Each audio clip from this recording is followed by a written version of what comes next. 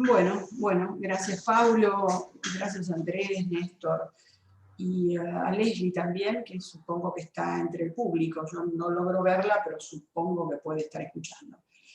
Bueno, agradezco primero y antes que nada, vos me conocés, Paulo, el año pasado hicimos un ciclo de conferencias donde decidimos invitar jóvenes investigadores.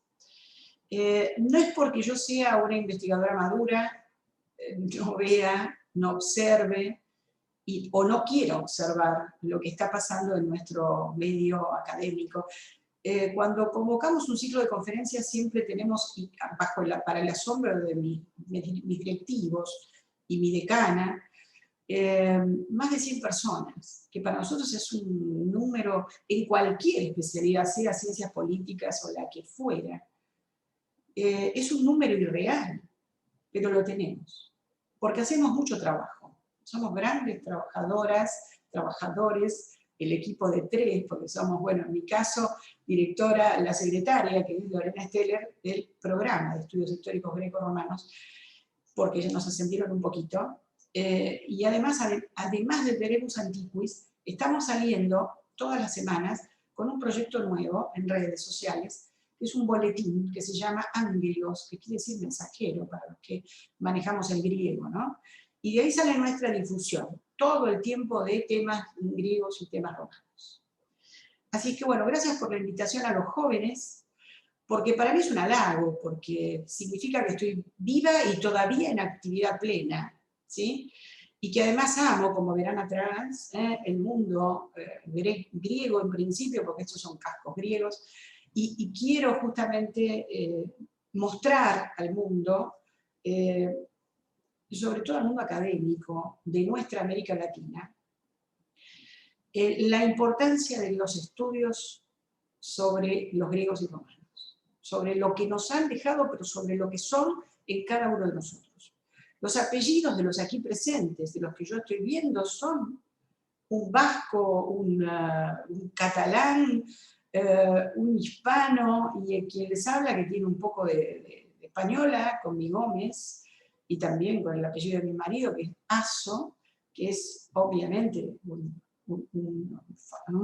flor de aragonés, porque es de Huesca, y por lo tanto romano, y después vienen todos mis ancestros itálicos, que también los tengo, porque bueno, no de nada viene en mí la necesidad del mundo greco-latino, y la romanitas, fundamentalmente, ¿no? Bueno, no me quiero derivar demasiado, espero poder compartir. Yo voy a hacer una charla, la tengo aquí, la puedo mostrar, escrita, pero como dirían hoy los chicos, es un viejazo, es decir, es esto de ocupar el espacio leyendo y aburriendo. Entonces, prefiero, a ver si puedo compartirla a través del método más moderno que tenemos, que es este, que es un PowerPoint. Así que bueno, lo he hecho, como siempre hago, trato de respetar los logos de las instituciones que me invitan, y acá tenemos este grupo de estudios interuniversitarios del Mediterráneo Antiguo, lindo nombre,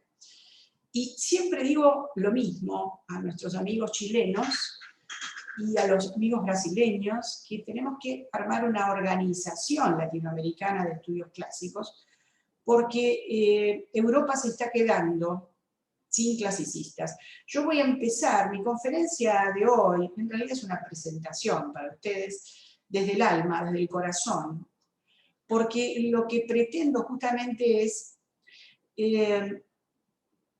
para estos futuros doctores, magíster, que están siendo maestrandos y doctorandos, darles algunos consejos. El gran problema del historiador de hoy es que ha perdido el rumbo. ¿En qué sentido? Como dice Hartog, bueno, la historia se ha vuelto presentista, entonces todo el mundo quiere estudiar el hoy, porque las problemáticas políticas en Latinoamérica son muy graves. Sociales también son muy graves. Y en Europa les pasa exactamente lo mismo. Si vemos el caso italiano, el caso francés, el caso español, no por la pandemia que estábamos hablando en la previa, digamos, no por la pandemia en sí, sino por las realidades que la pandemia está provocando. La historia puede ser una salvación para hacernos repensar cómo salir de esta situación, ¿no? Bueno, vamos a empezar. Me encantó el nombre, estamos un poquito corridos de la fecha, pero bueno, los idus de marzo significa este marzo, dramático marzo para los italianos, porque bueno, el idus de marzo fue asesinado de 23 puñaladas el famoso Cayo Julio César, que es como un paradigma de la historia, ¿no? Un emblema de la historia romana, para bien y para mal, como pasa siempre en la historia, ¿no? Una de cal y una de arena, decimos los porteños. Pero bueno, vayamos entonces al inicio. El nombre de mi presentación va a ser La historia clásica hoy, porque al final de cuentas uno dice, bueno, voy al pasado y me quedo en el pasado. No, no, no. Voy al pasado para entender dónde estoy yo y si me ayuda el mundo clásico. Bueno, teorías y realidades del método de investigación histórica, pero no puedo no empezar con esta imagen que tengo acá. La cerámica, una cerámica, decimos, de fondo rojo y figuras negras, que es muy difícil de pintar, porque lo único que se pinta, casi en negativo, es lo negro. Todo lo demás se pone en el horno justamente para que salga con ese brillo y esa laca maravillosa que tiene cada una de las cerámicas. ¿Quién es? Bueno, es Clio, es la musa de la historia. Y a ella nos remitimos. Vamos a la primera parte. La primera parte van a ser definiciones, porque las definiciones de historia hacen el contexto del historiador. Si los historiadores, cuando definimos, lo hacemos desde nuestro tiempo y espacio. Desde esa realidad, como decía Ortega, ¿no? Contextual. Somos un poco lo que vivimos y pensamos en función de solucionar nuestro presente, no es que no lo hacemos. Y bueno, una imagen del Coliseo, que es famoso, el Coliseo Flavio, ¿no? Al que tantos anacrónicamente ponen tanto antes. No, no, no, en la época de los Flavios, justamente siglo I de la era cristiana. Ahora, no podemos conocer historia sin los griegos. Ahora, el primer historiador, según la mayoría de sus sucedáneos, aquellos que lo sucedieron, fue esta hermosa imagen de la derecha, muy novedosa para mí, porque ese que tengo ahí es Heródoto, ¿no? El famoso Heródoto de Halicarnaso. Voy a trabajar un poco el tema del objeto en la historia. Y fíjense que para el primer historiador, la historia es parte del género narrativo. Un gran trabajo de Moses Finley, justamente Uso y abuso de la historia, donde él dice, cuidado, cuidado, cuidado, que la historia para los griegos no era ciencia. Eso es un primer gran inicio. Si no era ciencia, ¿qué era? Era parte de la narración literaria. Entonces el mito era mucho más universal que la historia, porque la historia había sido elaborada para y por los políticos del momento. Para los políticos del momento, y Heródoto escribe al servicio de Pericles de Atenas. En la época de Pericles de Atenas, recordando una gran guerra, que es la guerra contra los persas. Entonces, esos 9 libros de la historia se inician con un libro 1, dedicado a la gran musa, y esa musa es la musa de la historia, Clio. Así se titula ese primer libro.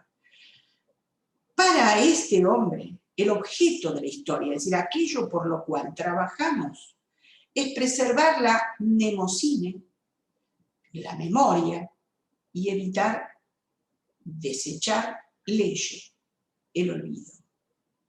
Y ahí dice la publicación que Heródoto, es él el que escribe, dice, y él habla en tercera persona del mismo. La publicación que Heródoto de Halicarnaso se dirige principalmente a que no llegue a desvanecerse, a olvidarse, a desecharse la memoria de los hechos públicos. Él no escribe hechos privados, son hechos públicos, de los hombres públicos, casi como uno podría decir la historia de hoy, ¿no?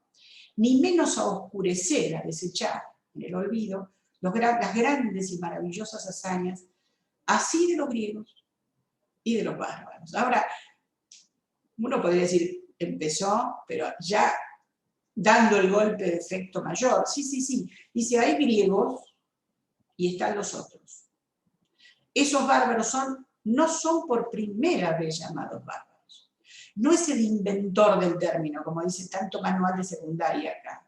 No, la palabra barbarie por primera vez la usa Homero, cuando habla de los carios, pero él dice solamente que es una cuestión lingüística. En cambio, acá está usándolo desde otro sentido, Heródoto. Lo que está queriendo decir es, hay griegos que son de este modo, tienen este ser y esta cultura, y después están los otros, a los que genéricamente y en dulce montón llamará bárbaros.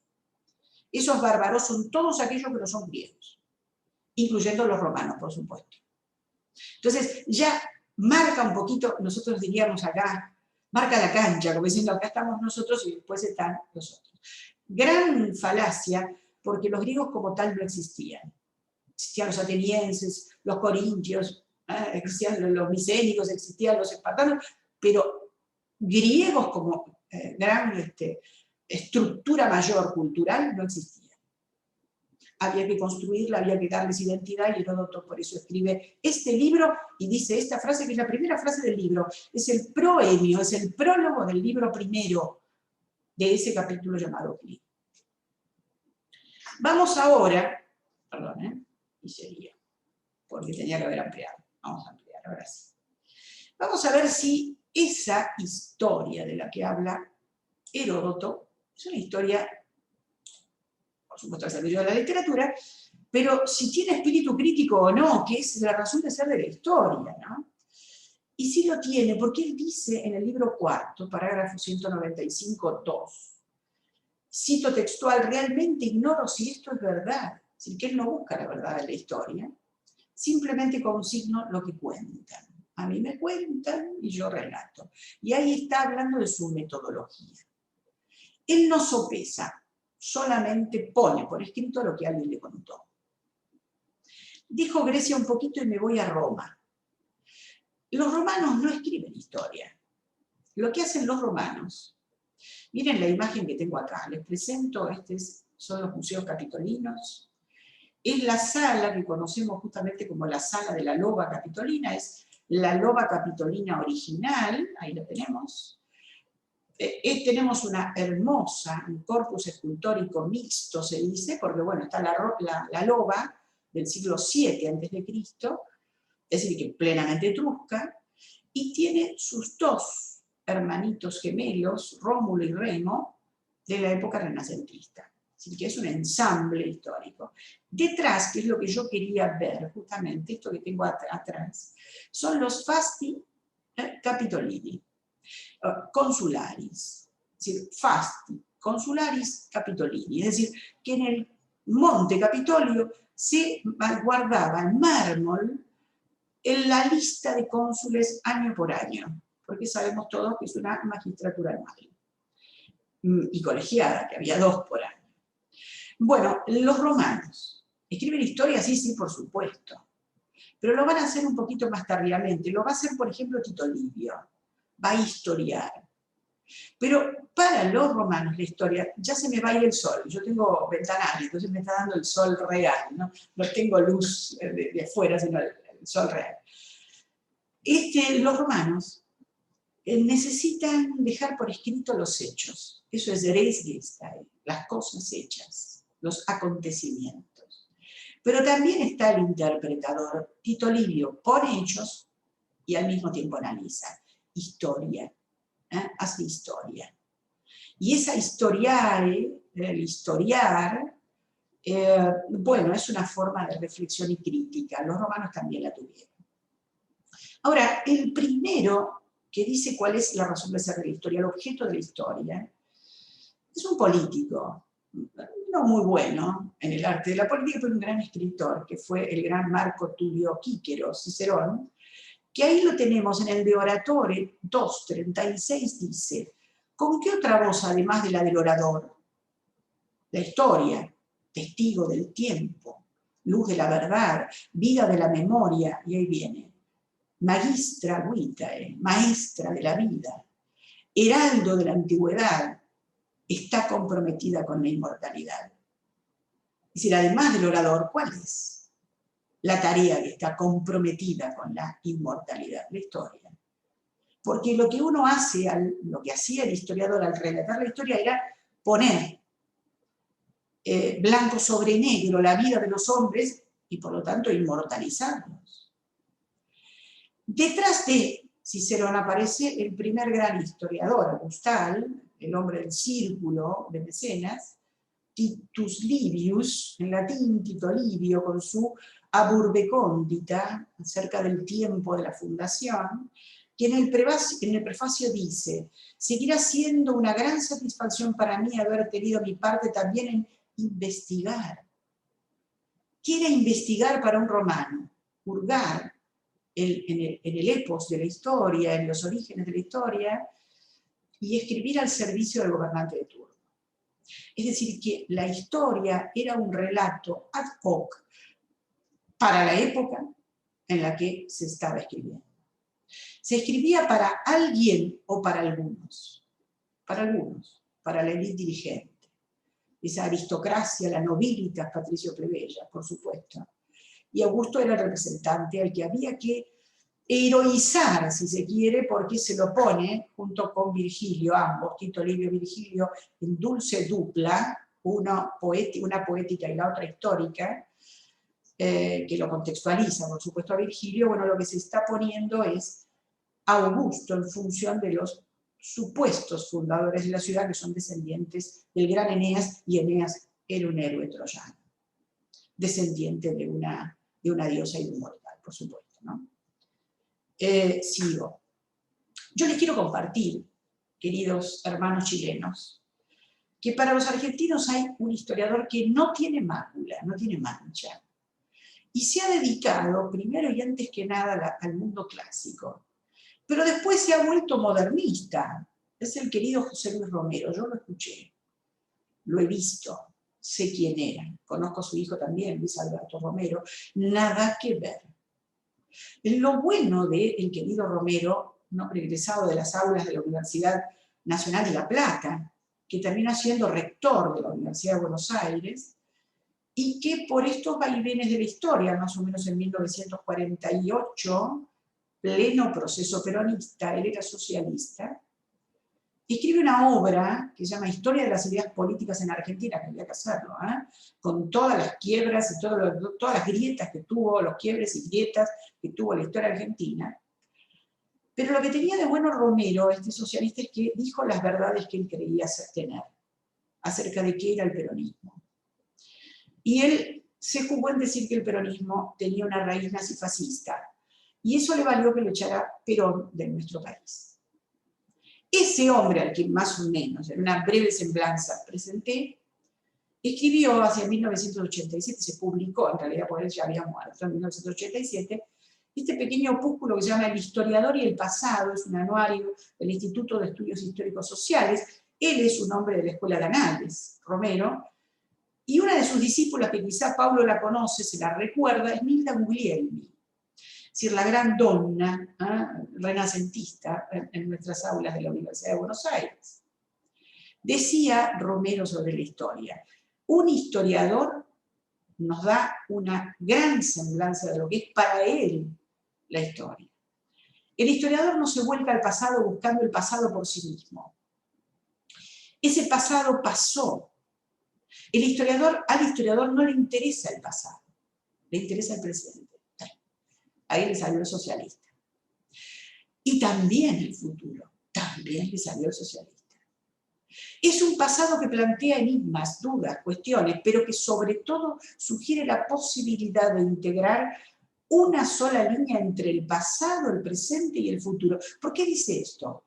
Porque Marc Bloch ya había escrito había dado a su amigo, Lucien Febvre, lo que va a ser un gran trabajo, que es la introducción a la historia, con su gran definición de la historia, que implica ir al pasado para entender el presente y proyectarse hacia el futuro, ¿no? Bueno, Romero, gracias, un gran hombre, que no se corrompió. Y después vamos a otro que también tiene cierta línea de izquierda, es un historiador marxista, lo tenemos ahí, es Eric Hobsbawm, es un británico, y decía: la historia marxista es hoy plural. ¿Saben por qué lo traigo? Porque En Argentina el gran problema que tenemos es que todavía en las aulas tenemos una rémora de investigadores marxistas. Pero marxistas de la primera hora, o marxistas de mitad del siglo XX, ¿no? Gramscianos. Entonces, nos reímos un poco aquellos que queremos ver toda la historia, no solamente la historia marxista. Pero Hobsbawm les da lección, porque él sí era marxista, y de aquellos importantes. Pero a ver, en su vida privada marxista, en su vida profesional, un gran historiador. Y eso lo hacía más grande. Dice, la historia marxista es hoy plural. Una única interpretación correcta de la historia no es un legado que nos dejó Marx. Esto se lo digo a mis colegas de Buenos Aires. Pero de Buenos Aires, de tantas universidades nuestras, ¿no?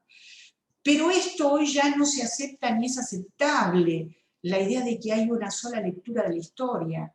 Allí donde las personas puedan elegir, bueno, ahí está el historiador, quiere decir, en ese suspensivo. Lo cierto es que el pluralismo de la obra marxista de hoy es un hecho ineludible.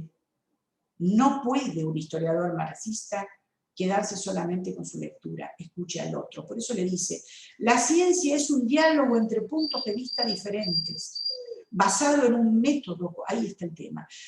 Aquellos que me escuchan y están investigando, el historiador es fundamentalmente un hombre metódico. Y nuestro método es rígido porque necesita hacerlo, porque si no perderíamos credibilidad. Y él termina diciendo, solo deja de ser ciencia la historia cuando no hay ningún método para discutir cuál de las opciones enfrentadas es errónea o menos fructífera. Discutamos, debatamos, porque es sano. Gracias, Hobsbawm. Y me quedo con Hartog, al que estoy leyendo ahora, porque dice algo para hacernos pensar a todos los jóvenes que están escuchando. Él dice claramente que hoy la historia, gracias a las redes sociales, se ha vuelto presentista. En su obra, esta obra, Régime d'historicité, présentisme, expériences du temps, una obra donde habla de la historicidad, regímenes de historicidad, presentismo y experiencias del tiempo, dice claramente que tanta red, tanto WhatsApp, tanto Facebook, tanto Gmail que se deletea, tanto mail que se deletea, es historia o microhistoria que se pierde. Entonces, nosotros nos comunicamos, hoy nos comunicamos rápidamente por WhatsApp o por el medio que fuera, pero después, por la carga que tiene nuestro ordenador, como dicen los españoles, nuestras computadoras, terminamos deleteándolos. Y se pierde la historia menuda, la historia del día a día. Las cartas de Napoleón no hubieran existido. Las cartas de Cicerón tampoco. Entonces la vida privada se nos está yendo. Por eso habla de este régimen presentista que radica en el hecho de que finalmente ya no existe más que el presente. Y el historiador se vuelve un hombre que hurga en el pasado para entender el presente, pero no se proyecta al futuro. En Argentina no hay medio que no hable del presente. Los historiadores hablamos del pasado, y los chicos nos miran diciendo, a ver, uy, había otra cosa además de esto que nos pasa. Y si cada uno lo vive en su cotidianidad personal o profesional, cito, en este régimen ya no se sabe qué hacer con el pasado, puesto que ya ni siquiera se ve ni con un futuro que tampoco es visible. ¿Sí? Digo claramente, en Argentina no sabemos para dónde vamos. Tenemos más o menos una idea, pero dudamos porque hay tanta grieta presente que nos es muy difícil ver el futuro. Y sigue, ya no hay más que acontecimientos que se suceden o se sobreponen, ante los cuales es necesario reaccionar, dice él. Grande lo de Hartog, reaccionemos. Reaccionemos, dice, con urgencia, al ritmo incesante de las breaking news, últimas noticias. Seguramente en los medios chilenos aparecen todo el tiempo, acá aparecen los urgentes en rojo. Y el urgente quizás es una pavada frente a la realidad del día a día de un pobre que no puede comer. Y al que le dan un plan para que no trabaje, pero él quiere trabajar. Entonces, ¿qué hacemos con este tiempo presente? Y él dice, de ahora en adelante, con la existencia de Internet, lo que se impone es el tiempo real, el tiempo simultáneo, lo de ahora, y voy a cerrarlo. Lo perentorio, como decía Zygmunt Bauman, el hombre es un hombre líquido, fluye, pero no queda. No queda nada limpio. Gracias, François Hartog. Paso a la segunda parte. La segunda parte es la historia. La historia, ¿dónde está inserta? Está inserta en las humanidades, como en la Pontificia Universidad Católica de Valparaíso, como el Instituto de Historia de la Universidad de Valparaíso, o como la Universidad de Concepción, que tiene la carrera, depende de una estructura o facultad que se llama Humanidades y Artes. Yo pregunto, ¿somos parte en la Universidad Católica Argentina? Dependemos de las ciencias sociales. Y uno dice, bueno, pero ¿qué es mejor? Humanidades, ciencias sociales. No, no hay mejores y peores. Hay perfiles, matrices académicas. Vamos a entrar en eso. Vamos a amargar un poquito, ¿eh? Porque tenemos un gran problema, señores, un gran problema. Adela Cortina lo encontró. Esta es una gran filósofa, catedrática, mujer mayor de la Universidad de Valencia, dedicada al gran tema, se ha especializado en el mundo clásico, específicamente en los griegos, pero ha hecho ética, y es una mujer ética. Y ha publicado un trabajo, gracias a los amigos chilenos, en la Revista Chilena de Literatura, que es el futuro de las humanidades. ¿Tenemos futuro los humanistas o no? La autora analiza una obra, es una obra de Jérôme Keegan. Este hombre es un psicólogo del desarrollo, lo llamamos hoy, y es un hombre que escribió recientemente, en el 2009, esta obra, Las tres culturas, las ciencias naturales, las ciencias sociales y las humanidades en el siglo XXI. La obra fue publicada por la gran universidad progresista, Universidad de Cambridge. Cambridge University Press es justamente la editora. Y el señor es este que tengo ahí, Jérôme Keegan, psicólogo del desarrollo, egresado ¿de qué universidad? La gran universidad en Boston, la Universidad de Harvard. Ahora, dice este señor, hace un estudio de los tres tipos, los tres perfiles académicos interpretativos. Quiero decirle a mis amigos chilenos que tuve COVID, me quedó esto como resabio, pero seguiré, ¿sí? Él hace un estudio de las fuentes de evidencia, el grado de control que tienen las fuentes, y las condiciones en las que se capta, se recibe y se mide la evidencia, ¿no? Todo esto lo presento, es larguísimo el texto, ¿eh? Solamente para que veamos más o menos qué pasa por esa cabeza de Jérôme Keegan. Dice, las ciencias naturales basan sus inferencias en observaciones de entidades materiales. Y dice, experimentalmente controladas. Las ciencias naturales controlan sus evidencias. Las ciencias sociales se basan en conductas, enunciados verbales, medidas biológicas. Nada. Y las humanidades, a las que deja para el final, porque piensan que son lo menos importante, se basan en textos y en conductas humanas recogidos en condiciones de control mínimo up. ¿Qué le pasa a Keegan? ¿Qué le pasa a Keegan? ¿Dónde nos puso? En el no lugar. Pero sigue, ¿eh? Dice, las características del trabajo científico. Los científicos naturales, es un biólogo, un médico, ¿no? También dentro de esta realidad que estamos viviendo. Suelen trabajar en equipo, tanto pequeño como amplio, son buena gente. Los científicos sociales trabajan en colaboración en menor medida. Dice, los humanistas suelen trabajar en solitario. Ahora, ¿qué traje la imagen a propósito? Qué raro, ¿no? Atrás tiene una armadura medieval y él está solo. Pero ¿no es que él es un cientista natural? ¿O un cientista social? ¿En qué quedamos? ¿O será que para la foto mejor solo que acompañado? Lo dejo solamente a lo que ustedes quieran ver, interpretar. al final de cuentas, historiadores. Pero lo que viene no lo hice yo, lo hizo Kagan, y dice, ¿cuál es la contribución? Esa es la Universidad de Harvard, específicamente la Escuela de Psicología. ¿Cuál es la contribución a la economía nacional, al Producto Bruto Interno de las ciencias? En las ciencias naturales es elevada la contribución, en las ciencias sociales es moderada y en las humanidades es mínima. Es decir, si contribuimos poco, que nos den poco. Pero ¿dónde están las becas? O al final de cuentas no estudiamos nada. Entonces la doctora, justamente la doctora Adela Cortina, se enojó. ¿Qué pueden aportar las humanidades al progreso del hombre y las sociedades? Y escribe al respecto. La doctora Cortina defiende lo que llama ella la fecundidad de las humanidades y dice, ¿qué saberes nos comparte toda ciencia humanista? Toda esfera del saber humanista.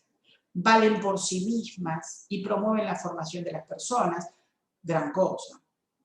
Ayudan a conocer reflexivamente la historia para encontrar el propio lugar en el mundo, la identidad.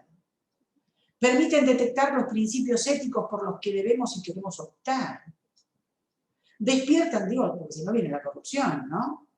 Despiertan el espíritu crítico frente a los fundamentalismos, qué tema este en Argentina, los dogmatismos. Propician la formación y no la mera instrucción. Formar, querer, llegar, impactar en el otro, eso es formar. O darle una escuela al otro de cómo ser en nuestra formación.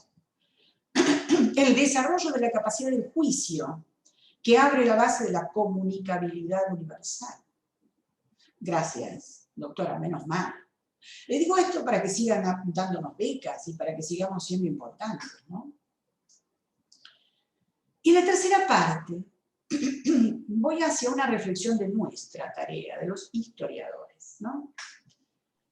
Ahora, esto es mío, les presento, esta es la querida Pontificia Universidad Católica Argentina, en la que yo fui formada.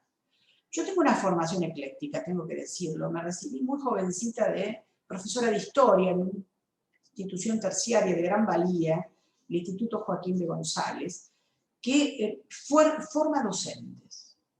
Cuando egresé con el mejor promedio, decidí que quería ser investigadora y que no había ninguna universidad pública que me recibiera mi título. Y entonces inicié mi carrera de licenciada en la querida Universidad del Salvador, de la cual era rector, padre rector, Jorge Bergoglio, que fue mi profesor de teología. Y ya en ese momento ingresé como ayudante del doctor Florencio Beñat en esa universidad cuando estaba en otra unidad, que es la Universidad Católica Argentina. Bien amplia, donde todas las ideas eran respetadas. Digo esto porque en general se dice, no, lo que pasa es que la Universidad Católica, no son todos católicos. No, perdón. El ideario es católico, es cristiano, pero los alumnos pueden ser ateos, obviamente. Hay un gran respeto por la diversidad. En esas aulas aprendí a ser diversa, a entender la diversidad y entender que a la pobreza no se la compadece, se la soluciona. Porque esa universidad ha creado el famoso observatorio de la deuda social, por la cual medimos pobreza y decimos hay que hacer esto, señores. Remanguemos, como decimos, arremangarse los pantalones y trabajar para que eso se solucione. Voy a nosotros. La historia, ¿es una ciencia relevante o no? Bueno, voy a hacer, a modo de introducción, preguntas mías. ¿Cómo explicar el ser humano sin el pasado que le dio forma y sentido? ¿Podemos entender al hombre sin darle relevancia a la memoria histórica?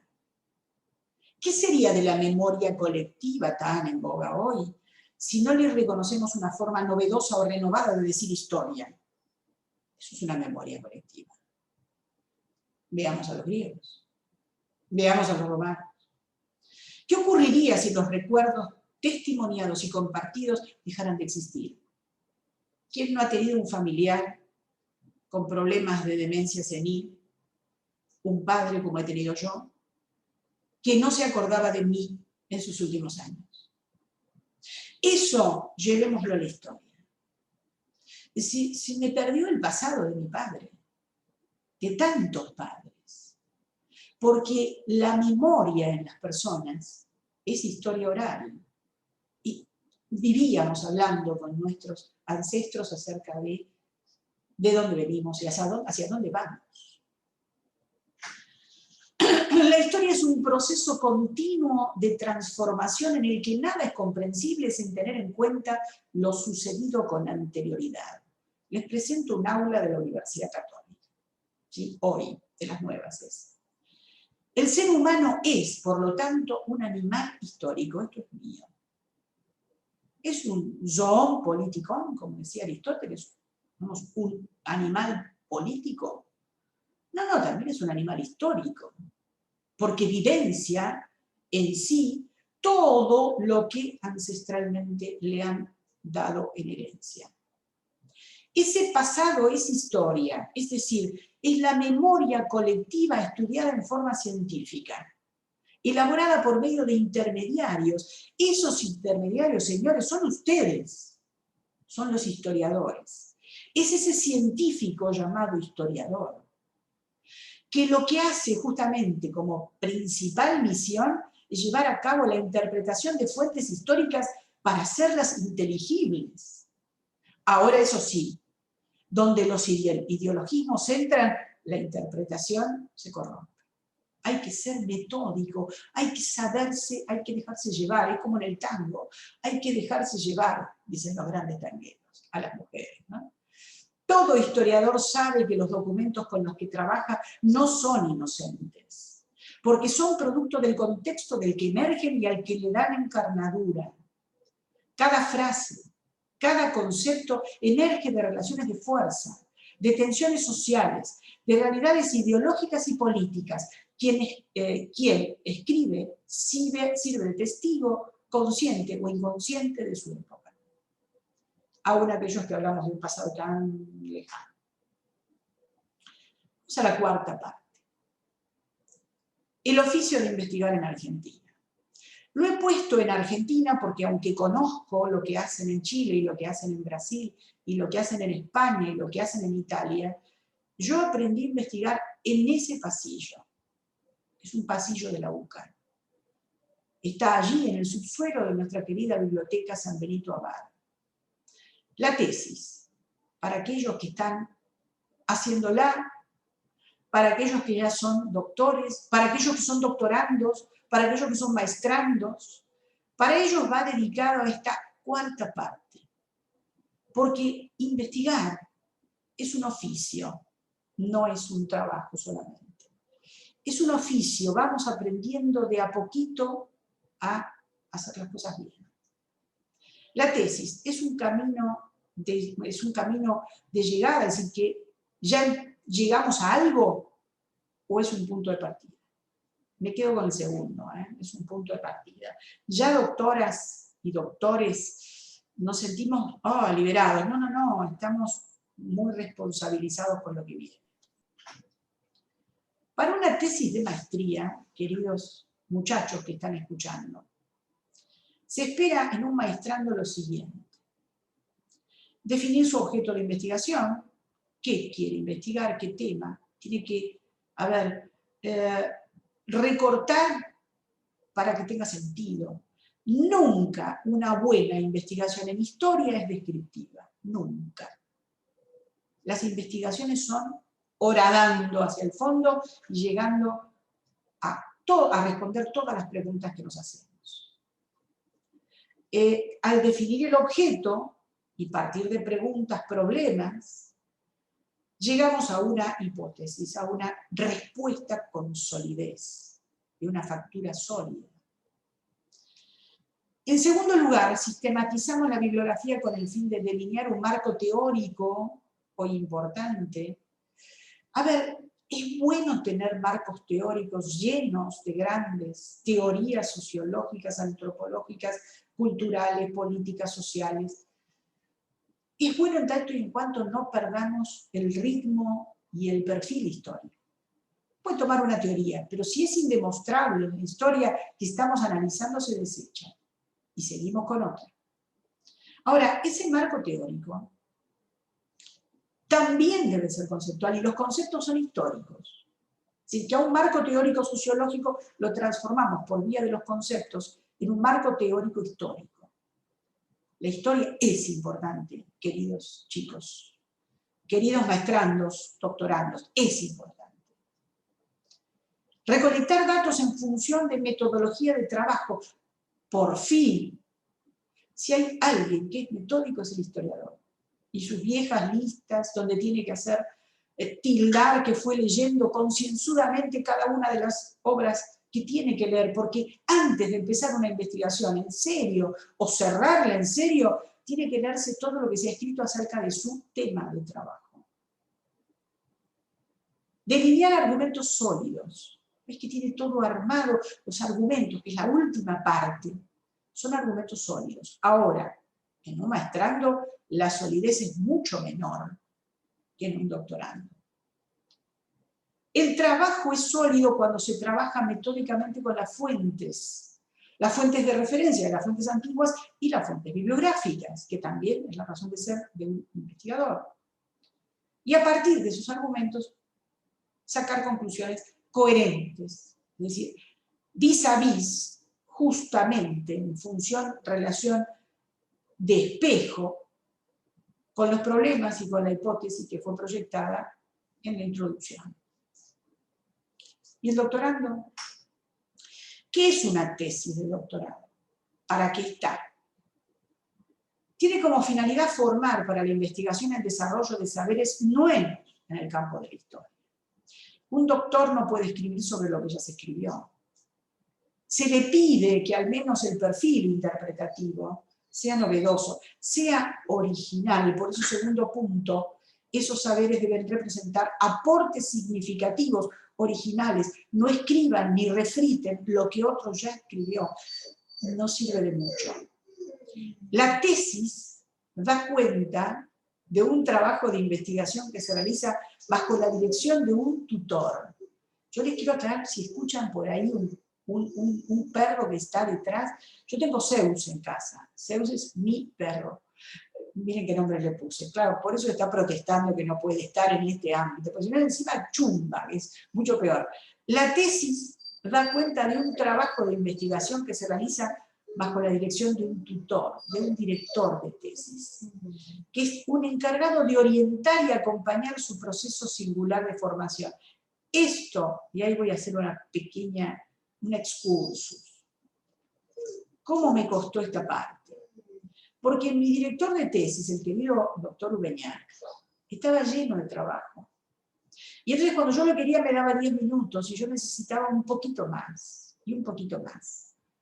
Y entonces tuve que tomar como codirector de tesis un hombre tan lejos y tan cerca, que fue el doctor Pablo Díaz Martínez, de la Universidad de Salamanca. Y ahí uno dice, pero era el director de la carrera, tenía mucho trabajo, tenía todo el tiempo para mí. No sé cómo hacía. Pero nuestra comunicación era siempre a través de mails, larguísimos, 3 hojas.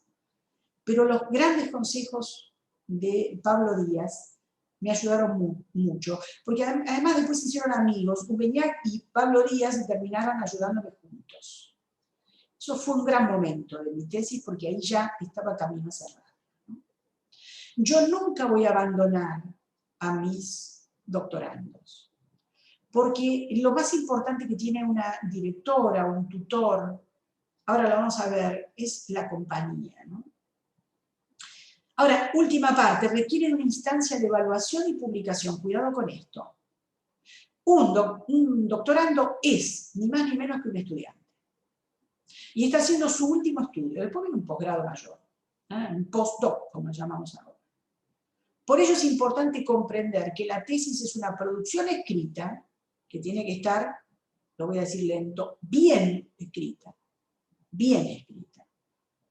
Quiero hacerles esta aclaración, no va a haber tesis que se publique de alguien que trabaje conmigo que no esté bien escrita.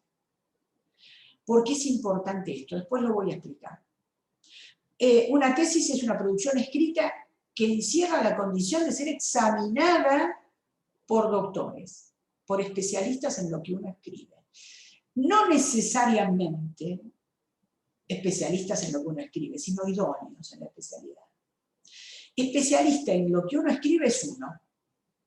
Eso lo aprendí al final, cuando ya estaba entregando mi tesis. Y me vapuleaban por todos lados, ¿viste? Que te cachetean como para ver si tenés la condición de futura doctora o no, porque también es medio amargante esa parte, ¿no? ¿Cuáles son los pasos de la investigación? ¿Cuáles son los pasos de esa investigación? Bueno, primero y principal, lo que llamaremos la base empírica. Un momentito, ¿qué es esto? Es Roger Bacon. No. Nuestra ciencia tiene una base empírica. Si nosotros ponemos en nuestro scriptorium la lista de lo que queremos ordenar, organizar. Porque todo pensamiento ordenado da a una definición ordenada y contundente. Entonces, ¿qué es la base empírica? Es el índice. Ah, pero me hubiera dicho que era el índice. Bueno, el índice es eso. Ese índice va a estar en relación directa con lo que viene, con un título. ¿Pero qué es el título? Es el tema. Tiene que ser claro, tiene que ser amplio, tiene que abarcar todo el objeto de estudio, es decir, una época y el caso de un autor o dos autores, uno tiene que ponerlo.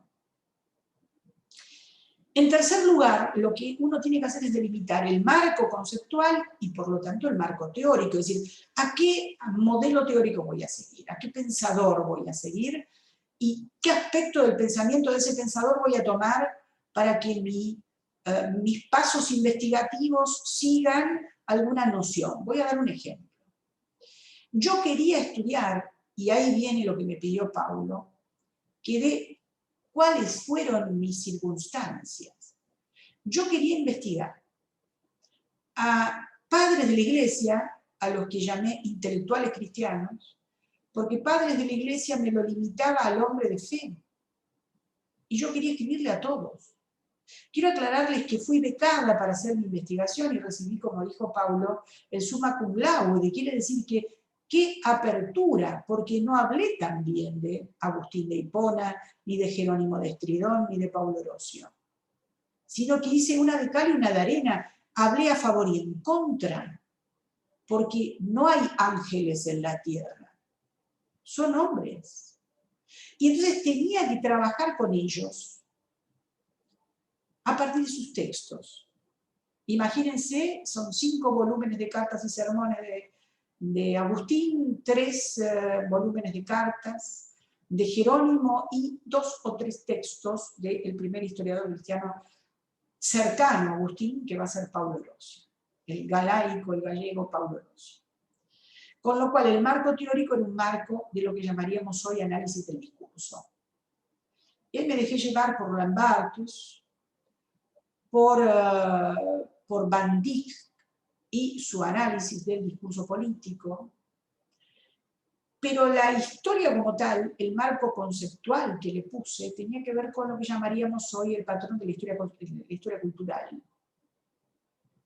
Y por supuesto que entre los dos, la historia cultural, la visión libresca de esa tardoantigüedad y la visión analítica de un discurso, fui sacando a la luz qué pensaba cada uno de acuerdo en función del otro. Y ese otro era el bárbaro.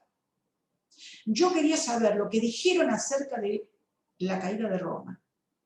Esos romanos cristianos, ¿qué dijeron de los bárbaros? ¿Qué pensaron de ellos? Y me encontré con grandes sorpresas. Pero tuve que hacer un estudio menudo, casi, infartante, porque había letra a letra que sacar, desgajar, leer en castellano, ir al latín y ver qué habían dicho en latín realmente. Después viene esto que llamamos las decisiones metodológicas. ¿Qué metodología seguir adelante? Y en esa metodología me dejé seguir justamente por el análisis del discurso, en este caso el discurso ideológico-político, pero también justamente por los aportes de Roger Chartier y la historia cultural, ¿no? Es decir, cómo se utiliza el libro en cada contexto, ¿no? Y ahí aparece el marco metodológico y fundamentalmente todo lo que se ha escrito acerca de los autores que yo analizaba, que es ímprobo. Es un trabajo kilométrico, porque la metodología me hacía que tuviera que cercenar justamente de cada autor las partes fundamentales, porque se ha escrito bibliográficamente el mundo sobre Agustín de Hipona, sobre Jerónimo de Estridón, no tanto sobre Paulo Rossi. Y después escribí la tesis, a la que llamaremos el marco temporal. Analicé el contexto, analicé los textos e hice historia. E historia era mi aporte. Y el aporte era, ¿qué dijeron? Jerónimo de Estridón, en ese orden, Paulo Orosio y Agustín de Hipona, sobre los bárbaros. Y me encontré con interesantes conclusiones.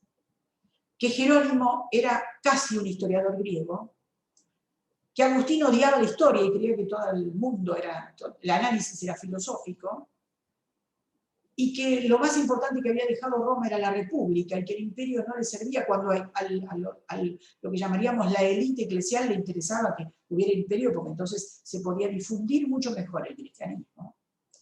Y Paulo Orosio, que era un maravilloso cura, pero un pésimo historiador. Entonces, fueron aportes, y aportes que me ayudaron a ubicarme yo dentro de esa época. Esas son mis conclusiones, justamente. Yo les presento a Viviana Mankowski, uno de sus trabajos, que es el que les puse abajo, ¿qué se espera de una tesis de doctorado? Me ayudó a pensar. Dice ella, hacer investigación tiene una dimensión artesanal que, bueno, es artesanal. Sobre todo en historia. Nos encanta la lectura, el texto, nos encanta. Y a mí me encantan los textos digitales. Y esto se aprende a investigar, dice ella, grande, Viviana. Se aprende. A investigar, se aprende investigando. No hay otro. Al que se inicia, no hay otra. Como a leer se aprende leyendo, decía Alicia Moro de Justo en nuestro país. A investigar se aprende investigando. Importante. La escritura es una forma de disciplinamiento intelectual. No me gusta el término disciplinamiento, pero gracias, Viviana. Porque uno se disciplina escribiendo. ¿Qué disciplina? La forma de escribir. Y uno escribe y escribe y escribe y tira y tira y desecha y se queda con algo que le parece fundamental. En esa instancia es fundamental la participación del maestro. Es fundamental. Maestro, tutor, director.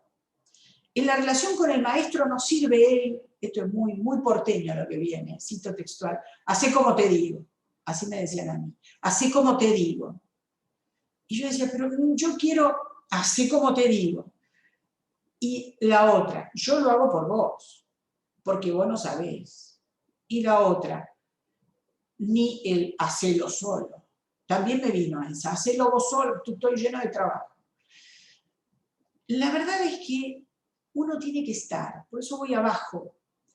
Hay que tener en claro que aun cuando hay una relación asimétrica entre el director y el doctorando, que hay experiencia en el doctor y hay inexperiencia en el doctorando maestrando, hay juntos que lograr lo que se llama la experiencia de saber.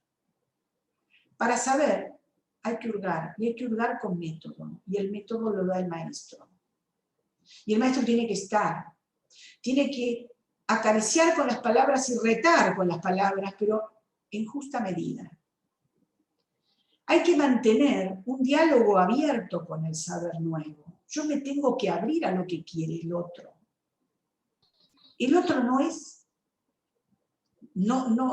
parte de mi yo íntimo, de mi pretensión histórica. Lo tengo que acompañar en su aventura, no en la mía. Porque en ese caso deja de ser importante él y paso a ser importante yo. Y desde esa oscuridad amigable hay que acompañar. Hay que acompañar. También hay que asusar, pero hay que acompañar. Por eso los valores, como dice Viviana Mankowski, es una gran investigadora del CONICET, pero fundamentalmente de la Universidad Nacional de San Martín, acá en el conurbano de la ciudad de Buenos Aires, ¿no? Es necesaria la paciencia, sí, paciencia, la rigurosidad, vaya que lo es, la perseverancia, siga adelante mi hijo, vamos adelante, la curiosidad y sobre todo la humildad. Hay gente que no es humilde y que quiere poner una palabra y no le dice no, porque te la van a criticar en el momento de la evaluación y no se entiende. Es mi aporte. Quiero ayudar un poquito a los que están escuchando. Para cerrar esta mañana, llegó una horita, yo quería cerrar diciéndoles a todos, la historia clásica, para muchos, está en decadencia. Entonces me pregunto, ¿la historia clásica está viva o está en decadencia? ¿En qué quedamos? La verdad que si uno ve América Latina, si yo veo el caso brasileño, el caso chileno, los jóvenes, acá los tenemos, el caso argentino, me estoy acordando en este momento de Álvaro Moreno Leoni, me estoy acordando de Lorena Steller, de Juan Pablo Alfaro, de Paola Druile, de Diego Olivera, de María Majo Leorza. Me estoy acordando de tantos jóvenes tan interesantes que uno dice, hay que darle a esos jóvenes un momento de pertenencia, de salir y hablar y decir dónde están, qué hicieron. América Latina es, para el mundo clásico, una fresca brisa esperanzadora, para mí. El año pasado hicimos un ciclo de conferencias con jóvenes investigadores, y este año otros jóvenes investigadores, uno de Temuco, el otro de Santiago, el otro de Viña del Mar, y la otra de Concepción, están ahí detrás de GEIMA. Me tienen a mí la conferencia inaugural, pero mañana lo tienen a Ricardo Martínez Lassi. Grande, glorioso. Pero ¿saben qué? En el medio, hoy a la tarde, tenemos a estos chicos que están haciendo investigación y mañana a la tarde, supongo yo, no, a la mañana. A la mañana tienen justamente a otros más, maestrandos algunos, doctorandos otros, que están haciendo su participación. Yo quiero cerrar hoy compartiéndoles un nuevo gran amigo que tengo. Ahí está la imagen de él, se llama Paco García Jurado, es un loco de atar, que quiere que las lenguas clásicas sigan enseñándose en España. No sabemos si es una quimera, no lo sabemos, pero ¿cómo lo apoyo? Él escribe hace algunos años esta obra, Borges, las lenguas clásicas y la cultura europea.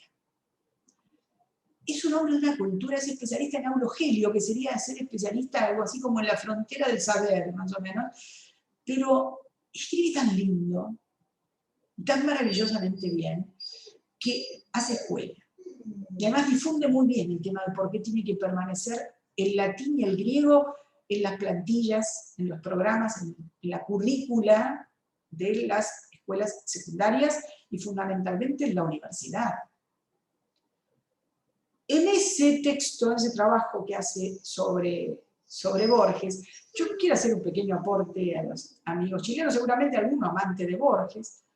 Yo empecé mi vida con Borges a los 14 años, cuando una profesora me dijo, Graciela, vamos a ver el Aleph, de Jorge Luis Borges.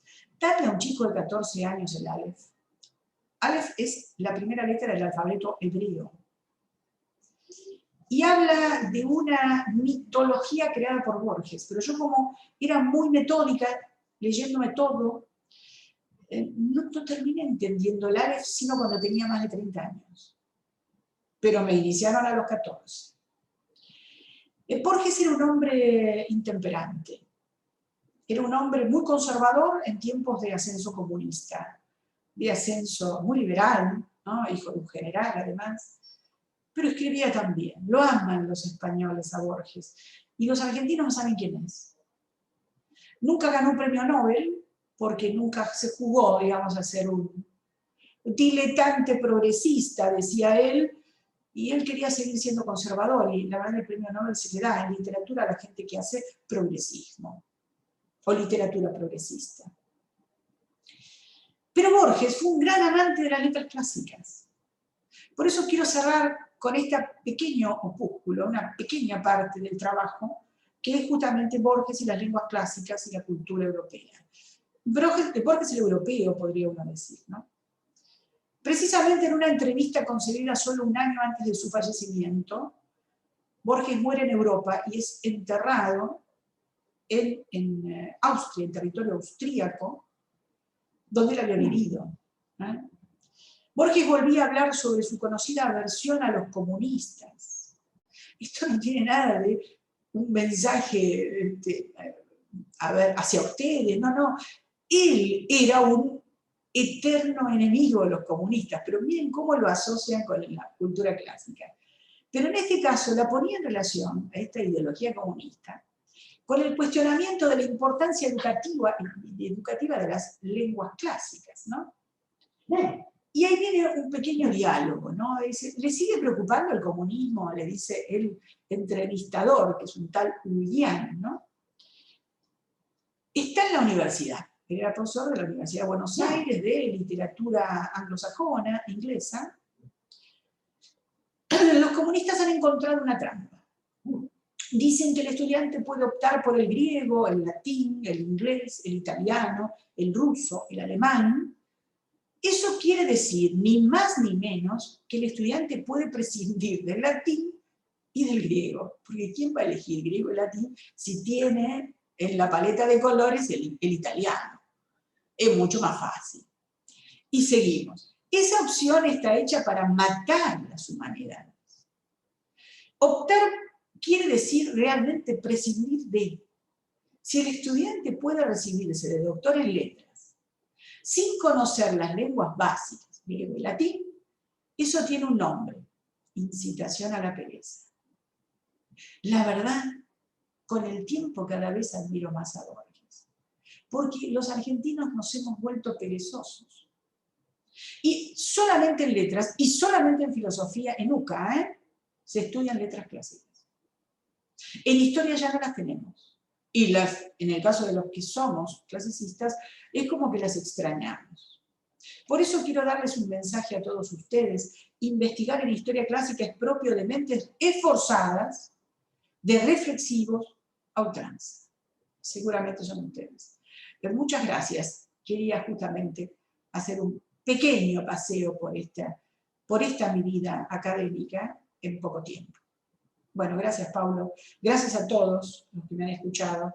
Y bueno, buenos días. Si me quieren preguntar algo, por supuesto, aquí estoy para responder. Muchas gracias, Graciela. Te pedimos si puedes sacar un poco la presentación para que nos podamos ver con la cámara completa. Mira que estamos en una modalidad virtual. Eso. Ahí estamos.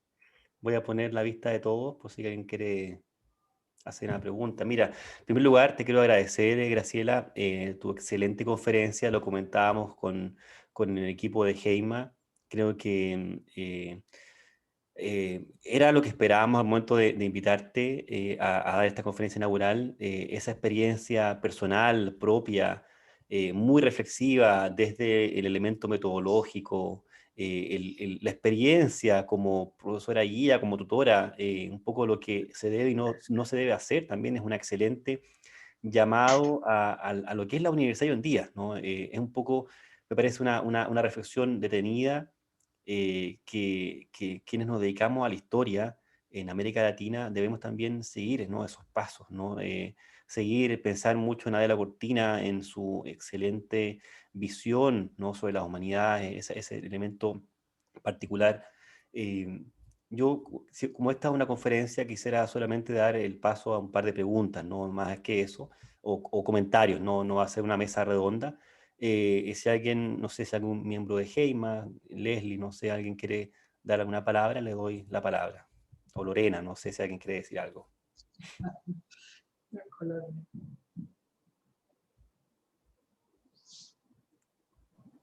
Bueno, ya que me nombraste, Paulo, Nobleza Obliga. Bueno, agradecerle a Graciela, doy fe como su doctoranda de que lo que dice es lo que aplica.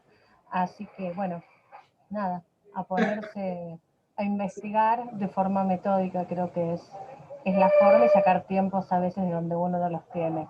Pero bueno, nada, felicitaciones, Graciela, y excelente a todos ustedes por esta invitación y también por todas las acciones que vienen llevando desde hace tiempo. Bien. Gracias. Una última comentario, sí, por favor. Leslie, me gustaría que dijera al nombre de Heima algunas palabras, si es posible.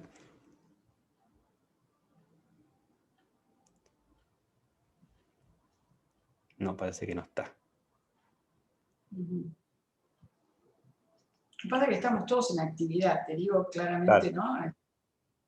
Yo he salido del aula, lo que pasa es que salir y entrar de las aulas es solamente cambiar de canal, podría decir uno, ¿no?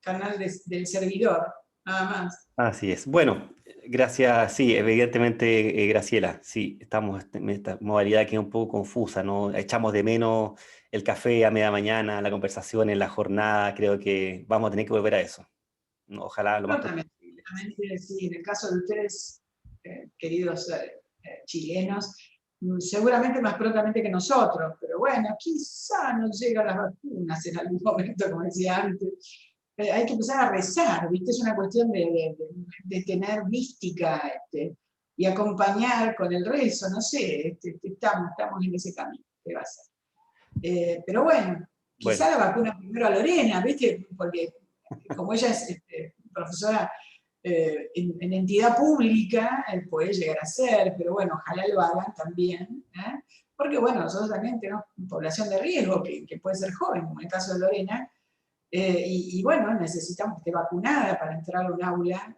donde hay tantos estudiantes.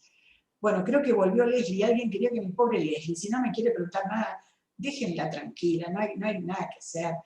Por supuesto que los queremos a todos, y la verdad que quiero decirles que hacen una linda labor, porque bueno, los veo a todos jóvenes, espero que con ganas, con muchas ganas, pero bueno, claro, como dice bien Paulo, si uno comparte un café, un almuerzo, tiene tiempo para este diálogo recreador, ¿no? Porque nos permite pensar de otro modo, o como siempre digo cuando voy a las semanas de estudios romanos, está lo variopinta de la invitación que no nos quedamos con una lectura, tenemos varias. Y si tenemos ganas de pelearnos, nos peleamos después, afuera, tomando el cafecito.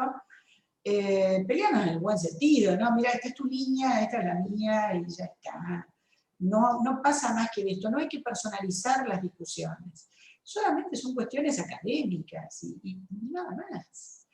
Y por supuesto siempre, Paulo, quiero que lo sepan, Leslie, Andrés y Néstor, a Alejandro y a Felipe no los vi antes, con lo cual no los pongo dentro de esta apreciación que voy a hacer.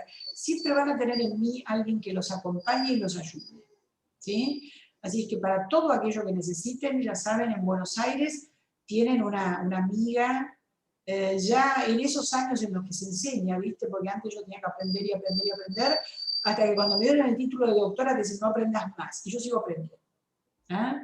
Estoy ahora en todo un emprendimiento personal de filmar videos bilingües para los profesores, trilingües, si se puede, por lo cual estoy estudiando nuevamente inglés, pero en forma intensiva, así que soy alumna también, no lo puedo evitar, porque me parece que hay que mejorar a los chicos que vienen después. A mí, miren, yo entré a la escuela secundaria con examen de ingreso, al profesorado terciario con examen de ingreso, y digo, de 1000 postulantes quedamos 100, así que mi nota era casi 9 cuando entré, y después siempre vi ingreso. Ahora, los chicos de ahora en Argentina no tienen examen de ingreso, no es eliminatorio el ingreso. Y yo sigo diciéndoles, tengan cuidado, porque por más que no sea eliminatorio, se van a eliminar durante la carrera. Es un gasto operativo terrible el que hace la Universidad de Buenos Aires para que queden muy pocos. Y eso lo paga todo argentino que aporta con sus impuestos. Pero bueno, ¿viste? Me dicen que yo soy conservadora. No será que tengo sentido común, nada más. Era un poco lo que decía Borges, lo de la pereza. Está bueno sacar las lenguas clásicas, pues son difíciles. Pero ¿no será que son necesarias para una persona que quiere hablar de lenguas? Porque un historiador es cierto, nos vendían cada profesores de latín, viste, que eran terribles, y querían que fuéramos latinistas en letras. No, bueno, esto podía llegar a ser un error, pero para un filósofo, para un hombre de letras, el latín y el griego son necesarios. Voy a poner en orden, el griego y el latín son necesarios. Muchas gracias, Graciela, por la reflexión final. Voy a compartir el afiche que tenemos en nuestra actividad para recordar que hoy continuamos a las 4 de la tarde, hora de Chile, que también es la misma hora de Argentina en este momento, por si quieren seguir conectando. Va a ser el mismo link que recibieron y estarán a la tarde Alejandro Saavedra y Cristian Insunza, que son estudiantes de posgrado de la Universidad de Concepción, con interesantes temas, ¿no? Alejandro, el amor, el ideal del amor en Lesbos, en la poesía de Safo y Alceo, y Cristian Insulza en el tema sobre la propaganda política durante la dinastía Julio-Claudia, temas ¿no? relevantes que se están haciendo en Chile, en la Universidad de Concepción, y va a estar moderada por la doctora Leslie Lago, miembro de nuestro equipo GEIMA, esa mesa a las 4 de la tarde. Lo dejamos a todos cordialmente invitados a participar y le doy el agradecimiento infinito a Graciela Gómez por su presentación. Creo que nos ha dejado a todos pensando un poco. Yo creo que ese era tu propósito y lo has logrado, pensando un poco qué estamos haciendo, no solamente en el mundo, en el mundo de la historia antigua, como personas que nos dedicamos a las humanidades. Creo que hay muchas cosas con las cuales hay que masticarlas y continuar con ellas, dándole un sentido para cuando, bueno, nos toque más adelante seguir trabajando, tener a los futuros doctorandos, tesistas. Creo que es una misión, ¿no? Quizá un apostolado en palabras religiosas, no sé, pero hay un elemento que está y que tú nos has dado a entender en esta mirada conceptual, teórica, muy reflexiva de qué esperamos de las humanidades, qué son las humanidades y cómo se investiga, a veces teniendo tanta dificultad, tan lejos de las fuentes que están por allá en el viejo mundo, y cómo desde América Latina logramos hacer cosas igual o mejores como las que se hacen allá en Europa.